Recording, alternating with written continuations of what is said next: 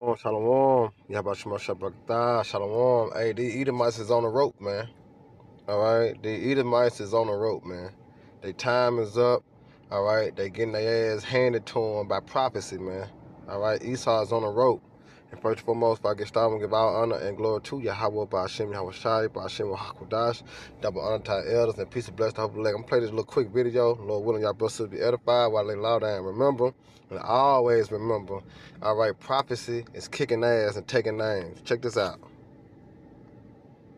Abram's descendants are the ones who have the right to have this land, correct? Yes. Okay.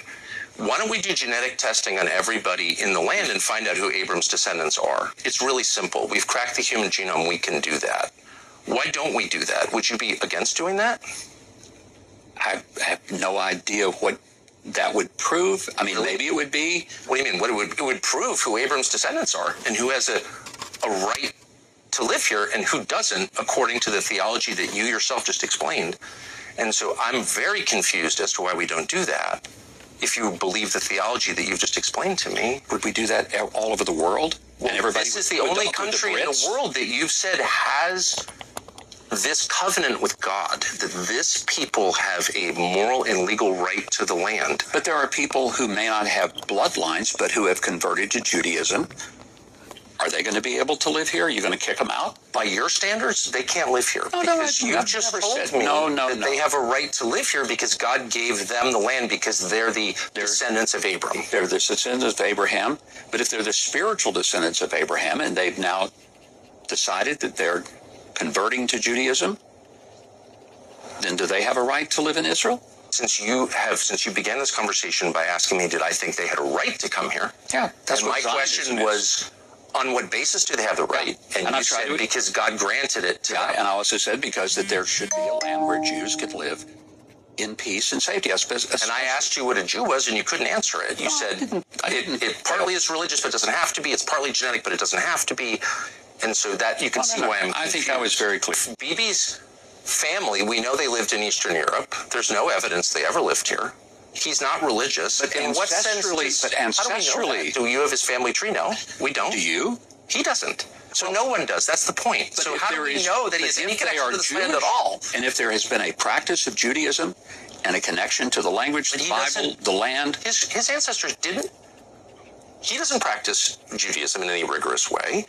His ancestors didn't live here. They didn't speak the language, and there's no evidence they ever lived here. So in the territory that Israel controls today, particularly in the West Bank, who, through genetic testing, we can know their families have been here for thousands of years.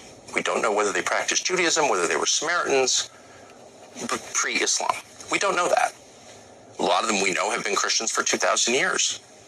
They have less of a right to the land than someone whose ancestors, the only thing we know about them is they lived in Latvia or Poland. They're Eastern European. How does that work? Yeah, because it's all ties into prophecy. Because the scriptures say how a bastard shall dwell in Ashdod. All right, these heathens, all right, have conquered our land through prophecy, man. You know, but it's just to show you, let me get a precept real quick. It's just to show you, man. All right, that prophecy, like Joel 3, you know, just on right here. It said, I will gather all nations and bring them down to the valley of Jehoshaphat, meaning Yahushaphat, right? It said, when I will plead with them, plead going to judge with them for my people, and from us, like for my people and my heritage Israel, whom they have scattered among the nations. You see that? Deuteronomy 28 and 64. All right, and it says, and what parted my land? You see that? And who's part of the land? The Edomites. You got the Arabs, the Arabs, and then you got the so-called Africans, which go into the triangle effect. All right, they part of the land. That's why you got this war going back and forth with the so-called Palestinians in Israel, in Gaza.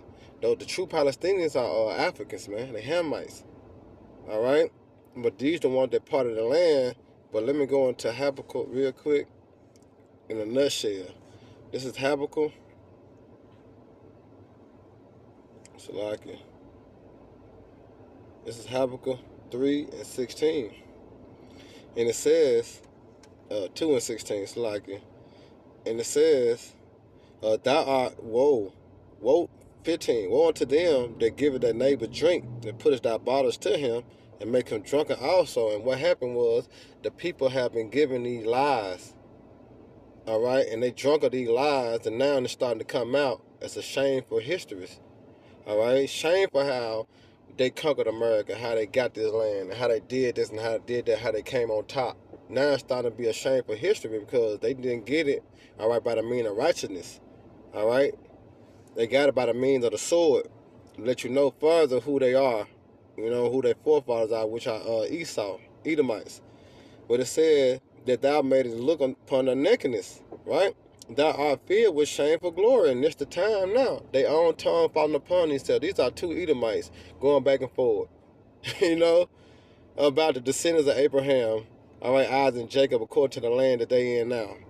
You see? The Most High Yahweh beautiful, man. It said, thou art filled with shameful glory. Drink thou also, and let thy foreskin be uncovered. And that's what's happening through the words of prophecy, man. All right, we are uncovering the lies and the veil, which is the cover cast of all people, through this truth. It said, let thy foreskin be uncovered. The cup of the Lord Yahweh right hand shall be turned unto thee, and shameful spirit shall be upon thy glory. Call Halaya Habashma Shah, that he make amends on his word, man. So all we gotta do is continue to hold on and let prophecy play out. All right, because the kingdom divided against itself cannot stand, and that's what you just saw dealing with this video. All right, these two Edomites. You know what I'm saying? Hey, it cannot stand. So Lord willing, y'all brothers to edify next time. Shalom, Baba Bob Raka Akim, and Lord team bless y'all more. Y'all day slacking.